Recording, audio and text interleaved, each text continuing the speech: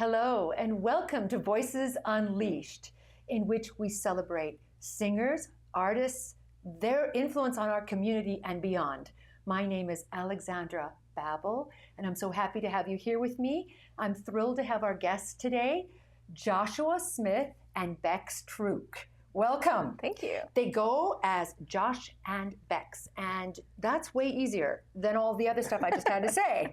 I'm so excited to have you guys here. I want to know all about, first of all, how you came together and what brought you two together. We could start with childhood, but I'm more interested in this dynamic because there's lots of good chemistry going on. Yeah, absolutely. We about almost 10 years ago now, I was running a little songwriter circle open mic night at the Fleetwood, which is now 97th Street Pub. Oh. And I was hosting it, and Bex happened to come in, and she and her friend Cam got up and did a song, and I was just blown away by her voice and thought it was just the most beautiful voice in the whole wide world. I thought the same about him. Yeah, and then that was after that we kind of found each other slowly. And well, actually, I found him on Facebook. It was back You in, did? yeah. You took a little initiative. I did, okay, yeah. that makes sense. I went. I did the Facebook thing, and I found you on there. And then I reached out because I had written a song that I thought would be great for a duet. A guy voice and my voice, and you had something similar. Also, I had a song as well that would be a great duet, and just didn't have the right voice for it. So and then you started that way, and immediately you're thinking, this is good together, because I've heard them in concert, and you will hear some clips in a moment. But this beautiful combination of voice, they're so well suited together. You know, this is something about the timbre of your voices where even the colors kind of link up like this. Yeah. That doesn't often happen. Many times, perhaps siblings will have that. Right. You know, where the voices literally have almost the same speed and timbre and vibration. Yeah. Exactly. Oh, geez, maybe we're related then. Oh no, that'd be weird if you find out you're cousins now. I hope that's not that. This is not that kind of show. But you are right, though. I think. Well, I sing with my sister, and I feel that too when we get into that harmony, and it's you just feel that. We work on that as classical musicians when we're singing with another singer, or often in choirs. We have that, hoping the vibratos will start to, instead of slam into each other, start vibing together, and it usually happens. Just like clocks, as you know, when they're all in a room together, they start tick-tocking in sync over time. Yeah. It's the same thing with voices, and probably the more you guys sing together, the more it gets synced up. So you're synced up vocally, but you're also synced up personally, I'm going to guess. Yeah. I see. That's lovely. Yeah, we ended up actually liking each other. That's pretty cool. Yeah. What a nice perk. Yeah, it's awesome. It's good if you like. Yeah. That might be a benefit of meeting each other in our 30s too. Just kind of have had some relationships come and go, and in a place of maturity, you do appreciate that relationships aren't perfect and they take work, and we're willing to do that work and be patient and kind, and You really did find your person. That's so sweet. Joshua, were you always a musician? Even as a child, was this your thing, or did you do a different thing for a while? No, I've just been doing music since I can remember. Like my dad was a musician, and growing up in Nova Scotia, he's from Cape Breton, so grew up at kitchen parties, and all my family plays instruments, so getting together and playing bluegrass music. And my mom said I used to harmonize with the vacuum cleaner on the floor. I put my ear to the floor and just sing with the vacuum cleaner. So it's just you started this. I'm grateful I turned out somewhat normal, I guess. What about you, Bex? Well, I started voice lessons when I was in kindergarten. As soon as I could read, my mom was like, "Yeah, you can go. When you get the reading thing down, you can go to singing lessons." And I did that from kindergarten till grade 12. Oh, that is amazing. Musical theater kind of stuff. Oh, yeah, classical. Yeah. Well, I can tell you have some training. I mean, that's my field. So I could tell when I heard you that there was some training there. There's some natural singing, of course, but there's a technique that you have that I could tell you've had some training. It's beautiful. So when the two of you came together and you found that you had these beautiful duets, did you start to write for yourselves? Like when we met? I mean, you write your own music for yourselves. Yeah. Okay. Yeah, when I was a kid, I used to write and sit up in my room, and I used to love Weird Al Yankovic, and so I'd hear him do all these parodies of songs, and I'm like, what? So I started off writing joke songs, like Crosby, Stills, Nash and Young, or Led Zeppelin. I'd make up my own lyrics. Oh, so I cute. kind of learned like song form and structure and I see. how like syllables work and how flows and all those different things. So and then I eventually went to writing my own music. But, and what's the source of your text for music? As a classical musician, we serve the text primarily. It's mostly about the words and then the music to support the words. What's the source of your text? And in addition to that, when you write the song to support the words, do you use particular colors or timbres or harmonies for those texts? Yeah, for myself personally, I think it can go both ways. Sometimes I'll write the words first, and then, like you said, like I'll fill in the, if it's a sadder word, I'll maybe try to find a more mellow and dramatic chord to kind of match that. Right. But sometimes it's instrumental that I'll write, and then I'll have to like find words to. Oh, match that's the interesting. colors too. It's like kind of reverse. Oh, that's interesting. Yeah. Because mostly classical musicians and compositions are built. I found this beautiful text, and I'm going to support it with this, that way. But sometimes you write the music first. Sometimes I'll have like an instrumental, and I'll just drive in the car in silence, and just kind of mouth words, and just make up stuff until something clicks in the brain. And I wish I could do it like that, like have a text or a poem and turn that into music. But I'm the opposite too. I'll take music and a melody first, and then really, I think it's challenging to do it the other way too. Cool. Oh wow.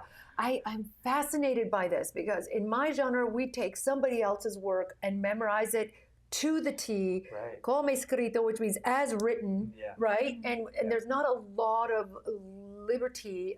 We do our own expression of it, but it's reporting on someone else's work and bringing to it my experience.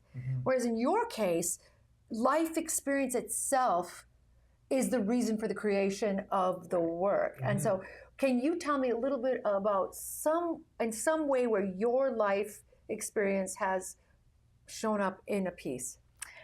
Really recently, writing about my experiences in my professional world as a counselor and a therapist. You're a counselor and a therapist? Yeah. Wow, that's amazing. Yeah. I feel very lucky and blessed to be able to do the work that I do. And it's really opened up my eyes and my heart to what healing is, the human experience within that, and my own journey too. Of course. And just being able to observe resilience. So do you have a practice? I had a private practice. I might come back to that in the fall, but recently I switched to working in a nonprofit. So I work for the Bridge Youth and Family Services. Yeah. Oh my goodness, that's really good work. That's beautiful. I work on a garden and I help seed plants, and then all those vegetables grow and we give it away to different organizations, including the Bridge. Oh wow! Yeah, small world. Yeah, so I've been taking those experiences and making music. It starts to show up in your music. Yeah, sure does. What about you, Joshua? What could you say about how your music is being influenced by your human experience? I mean, it's almost impossible for it not to. Like, that's it's kind of an avenue that one of my only spaces to release and to speak my mind and get all my thoughts out of the complications of the world and life and the human experience. So it's my favorite way to express myself. Wow, it's almost its own catharsis then, hey? Yeah, so, it is. That's therapy. Amazing. It's an amazing way to approach it. We have some clips that we'd like to share with our audience, and Joshua knows exactly what order they're in and how they are going to be set up. So I'm going to hand it to you now, Josh. Yeah. So this one's a Bee Gees cover. We both first started hanging out. We were just listening to old records, and as you do, you're like, oh, I used to listen to that, and oh, that's so cool, and like, oh, I love this song and that. So this is one of those songs when we first met that we recorded together. It's called "To Love Somebody." The Bee Gees, and great. Thank you. So RJ, take it away. RJ's going to give us our clip.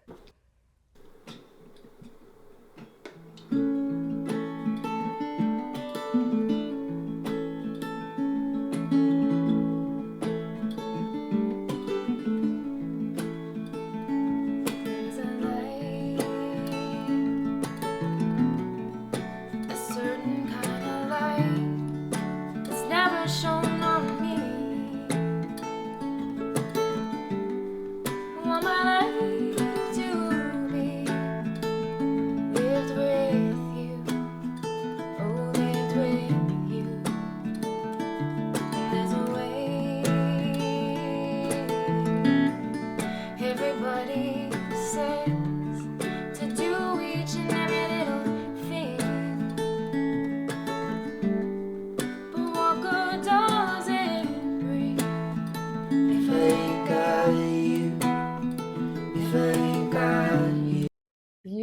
beautiful.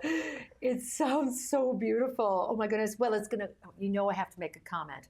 You all noticed it, and I have to talk about it. This hair change, that was a lot of hair, and then all of a sudden, none. The hair journey on Instagram, I creeped you. Yes. I've had it for long hair like that in that video for probably just about 10 years. I've had long hair for over that, like just kind of in different kind of increments, like growing like a chia pet kind of thing. So, but just randomly kind of was like, you know what, I think it's time to let it go and just. Now, did you check with Bex first? No, he just all of a sudden said, "Who are you? I don't know who you are." Kind of. We've had chats here and there, but She's like, what have you done with my person? Oh my God. Well, that's so weird. But oh my goodness, that's so beautiful. You guys sound so good together.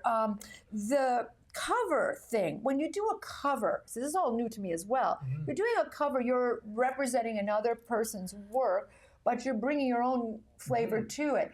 Do you feel you have to be particularly loyal to the way they have done it, or are you actually out to show something new in the piece? I try to, I learned when I was younger just to, I grew up going to church and I'd mess around with like old hymns and stuff and try to like, kind of like a Ray Charles thing, he used to kind of try to put his own lyrics to old hymns and stuff like that kind of. And so I've just learned that as long as I don't mess with the melody of the song, like the vocal melody of it, you can change chords around that. Oh, sure. I found, and then kind of freshens it up, but kind of keeps that familiarity for the listener, the person that grew up with that song. They're like, I recognize this, but I don't know. And then once you get to the chorus or something, then they're like, but I think you're right. Fresh, it makes it fresh and fresh. So we just try to keep the integrity of the song, but then just try to do our own thing and not stray too far from a business perspective, because this is also brand new to me. Do you like this belongs to someone else? Did you have to pay SOCAN or anything because you're doing a cover of a piece? So we register it with, we license it and make sure it's all legit and stuff. All right. All the music in my world is totally public domain because it's a bazillion years old, right? So I didn't know about that. So tell me about your next clip then. Well, we've got Ghost, which is a song that I wrote for my dad who passed away back in 2020. Yeah. And so I kind of just before COVID happened, he just kind of passed away out of nowhere. Everyone was pretty shocked about it. Really? I'm so sorry to hear that. Thank you. And I do remember seeing something online about you mentioning that, and I know you were extremely close to your father. Yeah. So this piece, exactly, a piece created out of the human experience. Right after he passed away, basically a couple of days after, I had this very vivid dream about him and I in this cave, and he had like a torch, and he was leading me through this cave. Maybe one of the most vivid dreams I've ever had in my life, so to this day.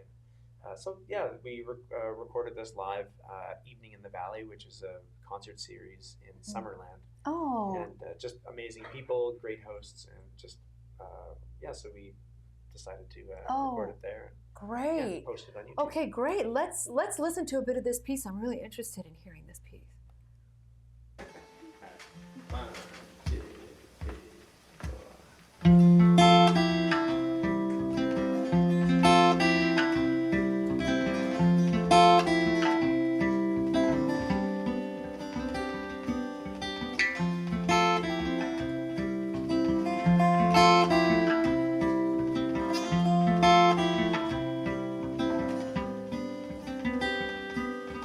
When I think about you, my body starts to shake.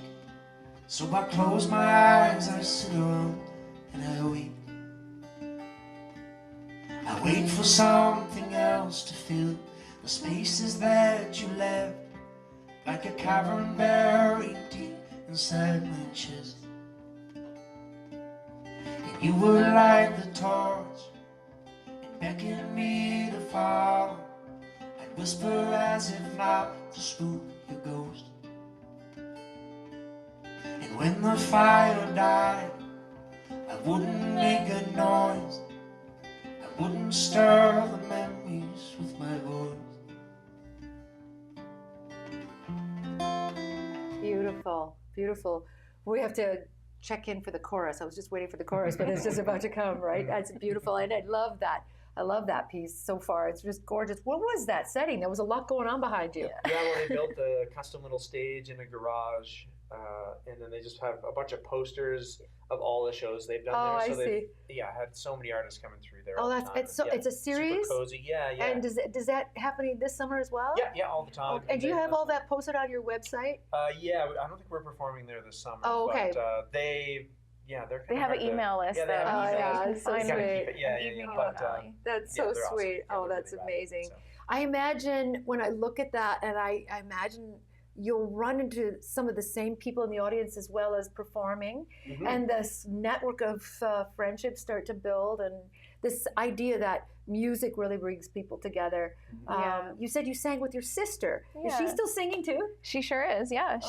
She released an EP last year, and she lives in the Kootenays. Oh, wow. And she's also a comedian. So she mixes comedy and music together, and she's pretty spicy and racy. Oh, and she takes after my grandma. So my grandma Your grandmother was a comedian. Oh, my. Yeah. That's So she's got the comedic genes, and she's very talented and a great singer. And she grew up as she did musical theater, and her thing was Shirley Temple. So she's got a big, boisterous voice, and it translates well to what she is doing now, which is kind of folk rock. Where did you grow up, Bex? In Oyama. Oh, so not far from here. No, Whereas I'm an you're from Oyamian. way over there. Yeah. Yeah. Oh, I see. And was it sort of a singing family like he had? No, not at all, actually. So we tried many things like Highland dancing and soccer and skating, and none of it really stuck. But first singing lesson, I knew at that moment. So didn't grow up in a musical household. My parents always listened to music, like Shania Twain and good, the classic 90s country. But no one played. But I knew, I just felt so grateful. My mom saw us around a piano, and she really honed and fostered that interest, and made it available to us to be able to explore that, and it stuck. Yeah. That's amazing. I just love that. So there's one more clip, right? Yes. We've got, the song is off of our last, most recent EP. Of original songs, I guess you could say. Wow. So you wrote these together, or do you guys have separate writings, and then you sing my song and I'll sing your song? Kind of both. Oh, it's both. Yeah. Usually, I think we'll kind of it's kind of worked out that she'll come with a song basically 70% or 75% done, and then we'll do a few little tinkers. Same with my songs too. We'll throw in a few words here. She has a different perspective than I do, and it just freshens it up. Of course. Isn't it way more fun to work together? Yeah, it's great. Yeah. It's awesome. Oh my goodness. That would just be so fun to co-collaborate like that. Yeah. So go ahead. So this one we recorded in Oyama at our friend's in our friend's garage, and this one's called "I Don't Think I'll Ever Figure Out Me." It's pretty self-explanatory. Did you write it? Yeah. I did.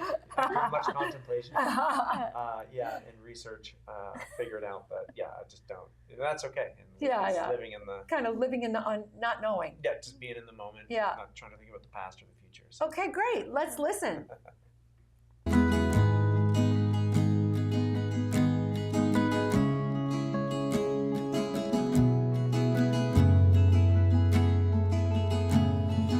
Winter is here, my first one alone.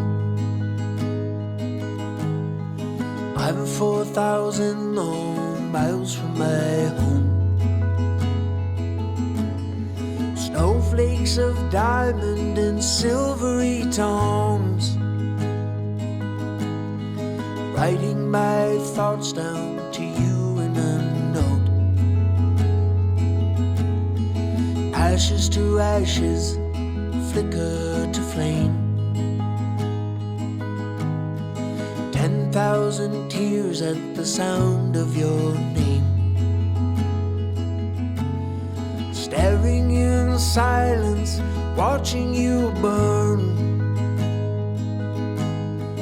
Touching the fire while filling the urn.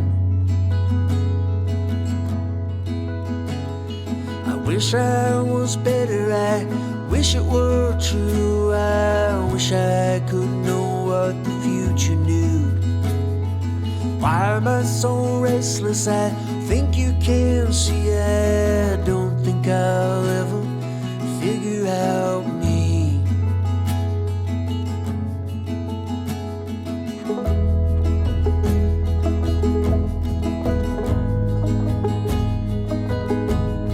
Beautiful. Oh my gosh, that's the quality of that video is really beautiful. Oh. That's like the colors and the lights and Our everything. friend Jackson Yeah. Parker. Did that Oh, one, you know what? It takes a It's team, great. doesn't it? But Yeah. that was beautiful. The setting was beautiful. Yeah, it's There were awesome. individuals sitting behind you and around you. Who are those? So Glenn, who was playing the bass, that's his garage. Okay. Yeah. And then who else was in there? Luke. Luke. Yeah. Of course. Yeah. A He friend. was on the Yeah. cajon. Oh, He was yeah. in the background there. that's So just it's it. just a beautiful property there. It's out where I am. I just overlooking the lake. There's an ease about your music and a peacefulness and makes me feel good to listen to it. It's got a good energy. Thanks. You know, it's a peaceful energy. Okay. You know, not everything is peaceful, I understand, but there's just something about your music that's really accessible and beautiful. So Thank you. what's coming up for you guys next? We head to a couple of great festivals this summer. Oh, what are and, the Peace Valley Folk Festival, and we just got back from Dun Folk and Around, and we're looking forward to. Yeah, that one was great. We've got your at Dun tour dates Lake. listed Yeah. here. RJ is And on then top of it. Yeah, we're playing High River Folk Society there in Alberta. We're doing a show with Joel Plaskett coming up here. Yeah. Oh, that's Halifax, exciting. Nova Yeah, that's a Scotia, big opportunity. We really artist. Yeah, look we're up pretty to stoked him. for that. Wow. Yeah, we've got some other kind of winery gigs around. Like we Oh, play, man, you And guys Creekside in Yeah, the fall, Creekside. Creekside Theater. Yeah, in the fall. Wow, you That's guys a are big one. busy. Yeah, That's excited. amazing. And how do my people find you if they want to talk to you or hire you or invite you over for coffee? Probably our website's the best. Yeah. JoshandBexMusic.com. My name is spelled with an X, so yeah. Bex, Josh and Yeah, Bex. Also, Josh and Bex music just on Instagram. It's all the same. Yeah, so all the same on all the platforms. Yeah, okay. Yeah. So, Well, that's great. And if people would like to buy some of the music that you've already recorded, how do they go about that? yeah, you can go to bandcamp.com. And find your name. So, Josh so you're on and Bex Bandcamp. Bandcamp.com. Okay, we just want to make sure everybody Yeah. can find you Yeah, and I mean, come we're to on your shows. all the streaming services as well, like Spotify and Apple Music. That's so wonderful. Yeah, so- Oh, Yeah. thank you so much Thanks for for joining having me. us. Of course. I wish you guys all the best for your Thank continued you. success and all the music that you're about to create. And Likewise. really appreciate both of you coming in. Us too, Thank you so much, and thank you all for joining us. And we will see you next time on Voices Unleashed. Thank you so much.